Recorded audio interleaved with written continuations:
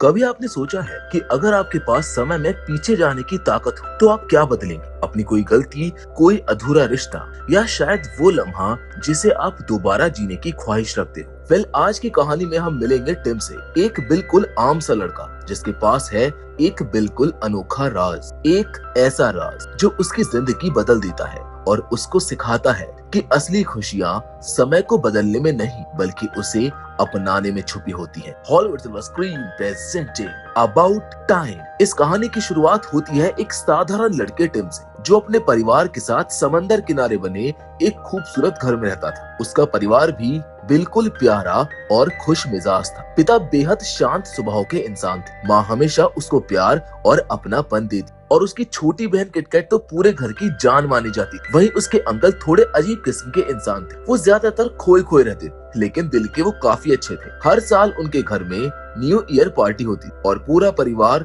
धूमधाम से उसको सेलिब्रेट करता था। उस साल भी कुछ अलग नहीं था, लेकिन पार्टी के अगले दिन टिम के पिता ने उसे अपने पास बुलाया और कहा कि आज तुम 21 साल के हो गए हो, ठीक वैसे ही जैसे कभी मेरे पिता ने मुझको बुलाया था। बिल्कुल वैसे ही आज मैं तुम्हें बुला रहा हूँ। टिम हैरान होकर पूछ बैठता है, क्या कोई खास बात है पापा? उसके पिता हल्की मुस्कान के साथ बोलते हैं, हाँ बेटा, हमारे परिवार में मर्दों से जुड़ा एक राज है। हम टाइम ट्रैवल कर सकते हैं, बस फर्क इतना है कि हम केवल अतीत में जा सकते हैं, भविष्य में नहीं। अब पहले तो टिम को लगा कि उसके पापा उससे मजाक कर रहे हैं, लेकिन उसके पिता ने समझाया कि यही बात मुझे भी शुरू में मजाक लगी। उन्होंने तरीका बताते हुए कहा कि किसी अंधेरी जगह जाओ, मुट्ठी कसकर बंद करो और जिस वक्त में लौटना चाहते हो उसके बारे में पूरी ताकत से सोचो। टिम मन ही मन में सोचने लगता है, अगर ये सब मजाक निकला तो पापा को मैं कभी माफ नहीं करूं। लेकिन अब उसके मन में जिज्ञासा जाग चुकी। वो अलमारी के अंदर जाता है, आंखें बंद करता है और कल रात की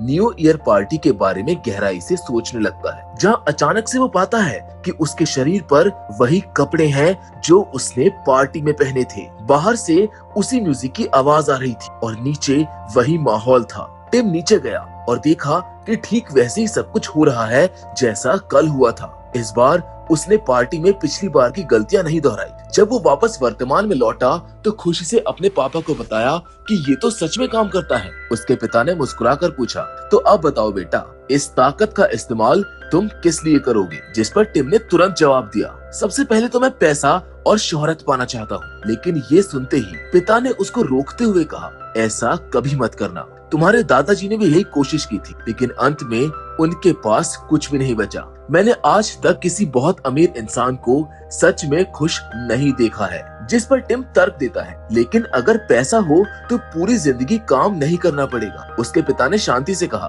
बेटा, काम से कभी नहीं भागना चाहिए। तुम्हारे अंकल को देखो, उन्होंने भी यही सोचा था कि टाइम ट्रैवल उनकी परेशानियां दूर कर देगा, लेकिन नतीजा सबके सामने है। पिता की बातें सुनकर टिम कुछ देर सोचता रहा। फिर पिता ने कहा कि इस ताकत का इस्तेमाल किसी खास और सही मकसद के लिए करना। टिम ने मन ही मन ठान लिया, तो मैं इसका इस्तेमाल सबसे पहले प्यार तलाशने के लिए करूंगा। जिसके कुछ समय बाद उसकी बहन किटकैट का बॉयफ्रेंड जिमी एक लड़की को लेकर घर आया। उसका नाम था शार्लेट, जो 2 महीने के लिए उनके साथ रहने आई थी। शार्लेट बेहद खूबसूरत थी और टिम का दिल उसी वक्त उस पर आ जाता। उसने हर कोशिश की उसे इम्प्रेस करने की। उसके साथ टेनिस खेला, घूमने गया और ढेर सारा समय बिताया। लेकिन जब शार्लेट के जाने का दिन आया, टिम उसके कमरे में पहुंचा और अपने प्यार का इजहार कर दिया। शार्लेट ने हल्की मुस्कान के साथ कहा कि काश तुमने ये बात 1 महीना पहले कही होती तो शायद कुछ हो सकता था। ये सुनकर टिम ने हार मानने के बजाय वही मौका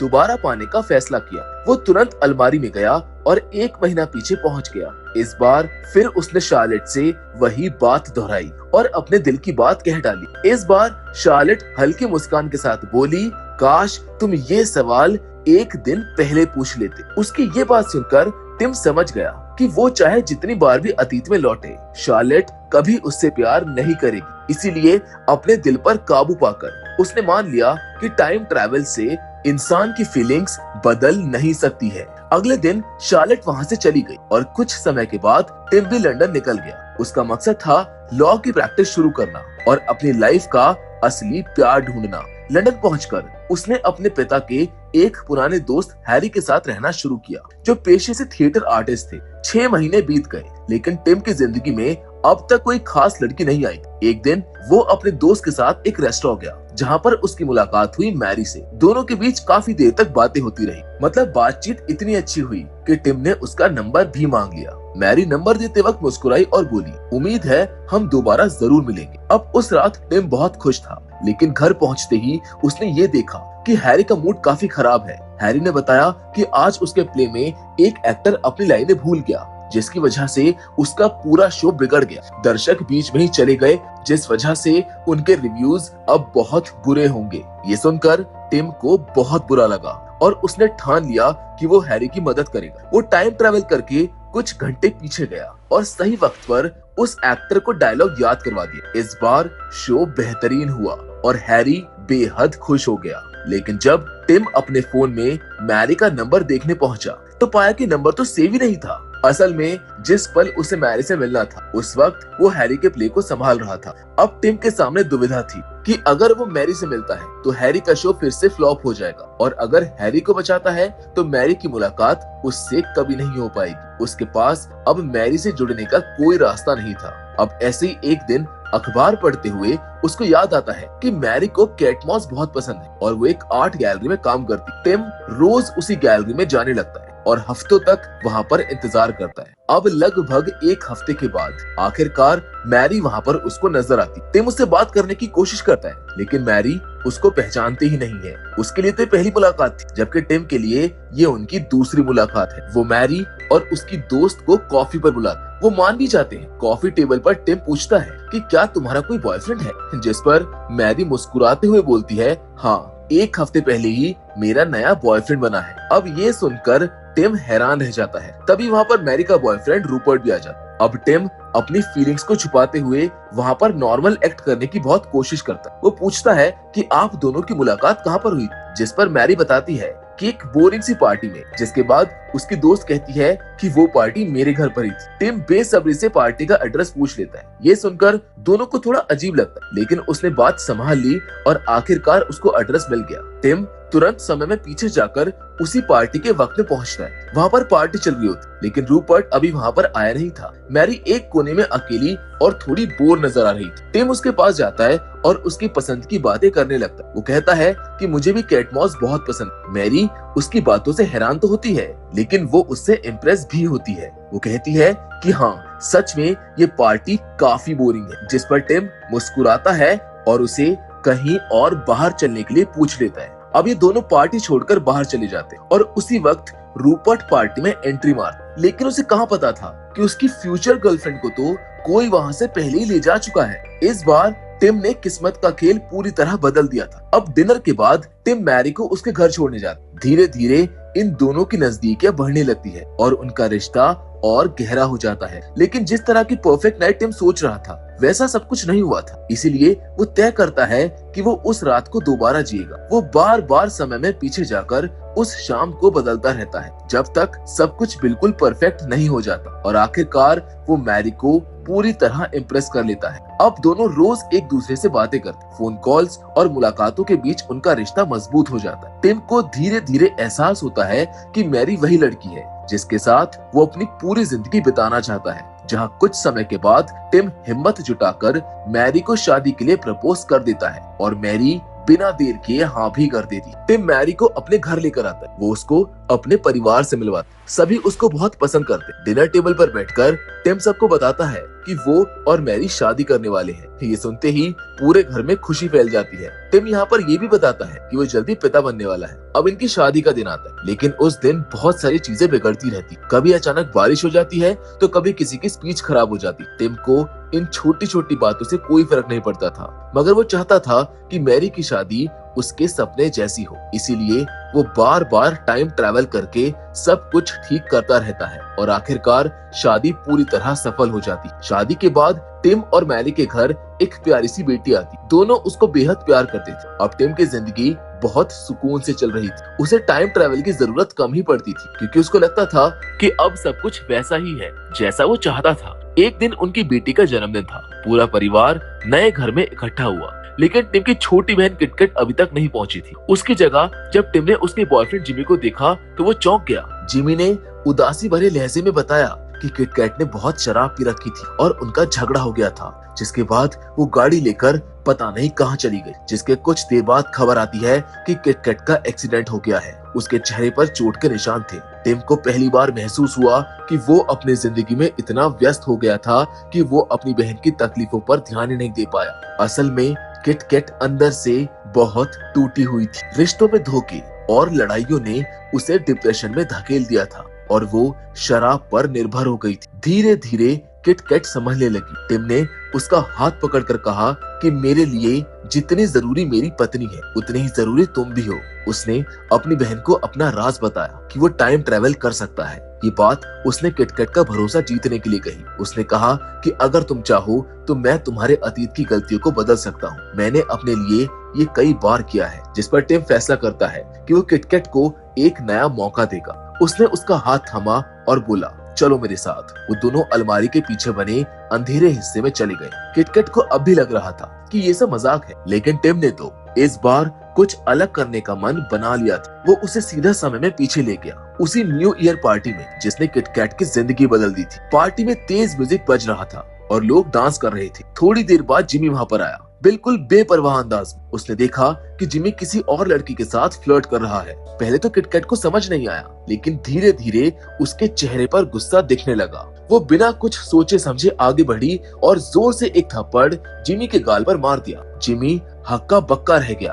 उसे समझ ही नहीं आया कि ये सब क्या हुआ और क्यों हुआ। किटकैट कुछ पल तक उसको देखती रही, लेकिन उसने कुछ कहा नहीं। उसके चेहरे से साफ था कि अब उसके दिमाग से धुंध हट चुकी है। उस थप्पड़ के साथ उसने अपनी पुरानी भावनाओं और जिमी से जुड़े सारे धोखों को हमेशा के लिए खत्म कर दिया था। टिम ने महसूस किया कि अब किटकैट अपने पुराने रिश्ते से बाहर निकलने के लिए तैयार हो चुकी है। जब उसने जिमी को छोड़ दिया तो उसका भविष्य भी बदल गया। कुछ देर के बाद दोनों वर्तमान में लौट आए। टिम ने देखा कि उसकी बहन अब पहले से कहीं ज्यादा शांत लग रही थी। उसकी आंखों में सुकून झलक रहा था।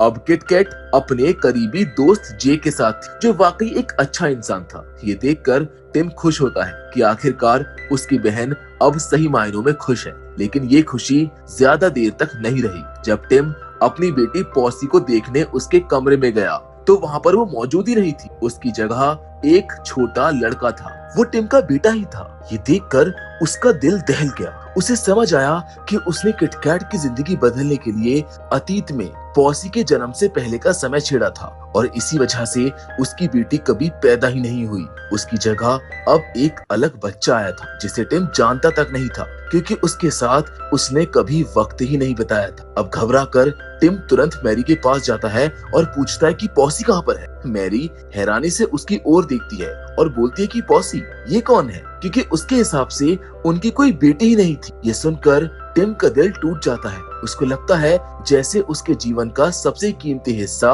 उससे छिन गया हो। आखिरकार वो अपने पिता के पास पहुंचता है और उनको सारी बात बताता है। उसके पिता शांत स्वर में उसको समझाते हैं, बेटा मुझे तुझे पहले ही ये सब बता देना चाहिए था। अगर तुम बच्चों के जन्म से पहले के समय में जाकर कुछ भी बदलोगे तो उनका पूरा अस्तित्व बदल जाएगा। उनका डीएनए, उनकी पहचान, यानी कि सब कुछ। यही टाइम ट्रैवल का सबसे बड़ा खतरा है। ये सुनकर टिम अंदर तक हिल जाता है, क्योंकि उसकी बेटी उसके जीवन का सबसे अहम हिस्सा थी। टिम मन ही मन ये तय कर लेता है कि अब वो किटकैट की जिंदगी बदलने के लिए टाइम ट्रेवल का सहारा नहीं लेगा। जो जैसा है उसे वैसा ही रहने देगा। जल्द ही किटकैट का फिर से एक्सीडेंट होता है और वो अस्पताल पहुंचती है। इस बार टिम और मैरी उससे मिलने आते हैं, लेकिन टिम का मन शांत था। उसे यकीन था कि अब उसकी बहन सही राह पर है और सच भी यही हुआ। धीरे धीरे किटकैट और जे का रिश्ता मजबूत होने लगा। जे ने उसे वो भावनात्मक सहारा दिया जिसकी उसको जरूरत थी। टिम ने समझा कि कुछ रिश्तों को वक्त देना पड़ता है। शॉर्टकट लेने से बस रास्ते बदलते हैं, मंजिल नहीं। अब समय बीतने के साथ टिम और मैरी के घर दूसरा बच्चा भी हुआ। अब उनके पास पॉसी और उसका छोटा भाई दोनों थे। टिम का परिवार अब पूरा हो चुका था और उनकी जिंदगी खुशियों से भर गई थी। लेकिन जिंदगी हमेशा परफेक्ट नहीं होती। एक दिन टिम को पता चलता है कि उसके पिता को कैंसर है और उनके पास जीने के लिए बस कुछ ही हफ्ते बचे हैं। ये सुनकर टिम टूट जाता है। उसने अपने पिता से पूछा, क्या इसको बदलने का कोई तरीका नहीं है? जिस पर उसके पिता मुस्कुराते हुए उसको जवाब देते, नहीं बेटा, मैं स्मोकिंग छोड़ ही नहीं सकता। ये मेरी सबसे बड़ी कमजोरी है और सच कहूँ तो तुम्हारे और तुम्हारी बहन के होने के पीछे भी यही वजह है। तुम्हारी माँ को मेरी स्मोकिंग वाला अंदाज पसंद आया था, उसी स्टाइल में मैंने उसको प्रपोज किया। अगर मैं इसको बदल देता तो शायद आज तुम दोनों मेरी जिंदगी में नहीं होते। टिम ये सुनकर समझ गया कि जिंदगी की कुछ गलतियां और कमजोरियां भी कई बार खूबसूरत कहानियों की वजह बन जाती। उसके पिता ने उसे एक और राज बताया, मैं हर दिन को 2 बार जीता हूँ। पहली बार बिल्कुल सामान्य इंसान की तरह, तनाव और भागदौड़ के साथ, और दूसरी बार समय में वापस जाकर उसी दिन को शांति और प्यार के साथ। तुम भी ऐसा करके देखो। जिसके बाद उसके पिता हंसते हुए बोले, अगर इस हिसाब से सोचूं तो मुझे कम से कम 200 साल का होना चाहिए। अब धीरे धीरे टिम ने वही तरीका अपनाया जो उसके पिता ने बताया। वो हर दिन को 2 बार जीने लगा। पहली बार बिल्कुल आम इंसानों की तरह और दूसरी बार पूरी शांति और खुशी के साथ। ऐसे जीने से उसके लिए हर दिन किसी ख्वाब जैसा हो गया। लेकिन जिंदगी हमेशा आसान नहीं रहती है, क्योंकि एक ऐसा दिन आया जिसे टिम दोबारा जीना ही नहीं चाहता था। उसके पिता की मौत का दिन। वो दिन उसके लिए बेहद दर्दनाक रहा। मैरी ने उसको संभाला,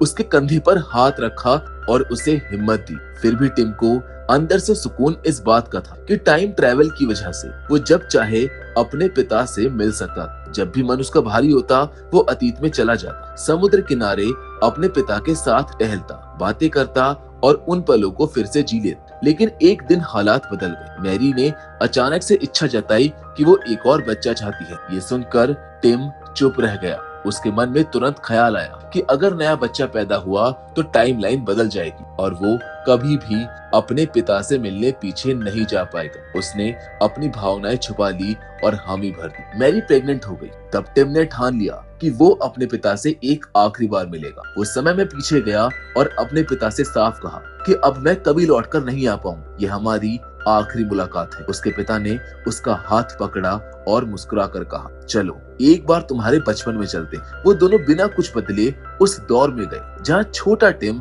रेत से महल बना रहा था। वो दोनों साथ में रेत के महल बनाते, लहरों से खेलते हैं और उस पल को पूरी तरह महसूस करते हैं। वहाँ बस प्यार ही प्यार था। उस मुलाकात के बाद टिम वापस वर्तमान में लौट आता है और वो ठान लेता है कि अब वो कभी भी टाइम ट्रेवल नहीं करेगा। उसने हर दिन को एक तोहफे की तरह जीना सीख लिया था। छोटी छोटी बातों में खुशी ढूंढने लगा। चाय की एक चुस्की, पुरानी धुनें, पॉसी की मासूम ड्राइंग्स और मैरी की आंखों की चमक, ये सब अब उसके लिए अनमोल थे। जिसके साथ टिम की कहानी यहीं पर खत्म हो जाती। तो दोस्तों, मैं उम्मीद करता हूँ कि ये खूबसूरत कहानी आपको जरूर पसंद आई हो। ये कहानी एक ऐसे इंसान की थी जिसके पास वक्त को बदलने की ताकत थी। लेकिन टिम को सबसे ज्यादा खुशी पता है कहाँ मिली आपको? उस वक्त को अपनाने में। अब आप मुझको ये बताइए कि अगर आपके पास ऐसी शक्ति होती तो आप अतीत में जाकर क्या बदलना चाहते? मुझे कमेंट करके जरूर बताइए। बाकी फिलहाल आज की वीडियो में बस इतना ही, लेकिन हम फिर से जरूर मिलेंगे और वो भी एक और नई इंटरेस्टिंग कहानी के साथ। पर तब तक के लिए धन्यवाद।